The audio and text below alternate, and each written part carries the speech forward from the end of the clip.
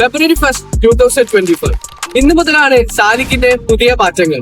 സമയത്തിലെ വ്യത്യാസങ്ങളും അതിന്റെ ചാർജസിന്റെ മാറ്റങ്ങളും പ്രാബല്യത്തിൽ വരുന്നു. 3 രീതിയിലാണ് ഇതിന്റെ സമയങ്ങൾ കാറ്റഗറൈസ് ചെയ്തിട്ടുള്ളത്.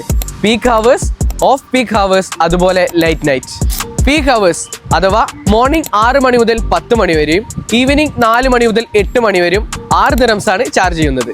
പിന്നെ വരുന്നത് ഓഫ് പീക്ക് ഹവേഴ്സ് അഥവാ രാവിലെ 10 മണി മുതൽ വൈകുന്നേരം 4 മണി വരെയും വൈകുന്നേരം 8 മണി മുതൽ രാത്രി 1 മണി വരെയാണ് ഓഫ് പീക്ക് ഹവേഴ്സ് വരുന്നത്.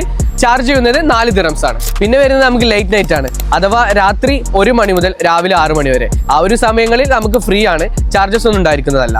പിന്നെ അതുപോലെ തന്നെ നമുക്ക് മൺഡേ മുതൽ സൺഡേ വീക്കിലെ എല്ലാ ദിവസങ്ങളിലും രാത്രി സെയിം ഫ്രീ ആണ്. പിന്നെ എല്ലാവർക്കും കൺഫ്യൂഷനുള്ള ഡേ ആണ് സൺഡേ. അന്നത്തെ ദിവസത്തെ ചാർജസ് പറയുന്നത് 4 ദിർഹംസ് ആണ്.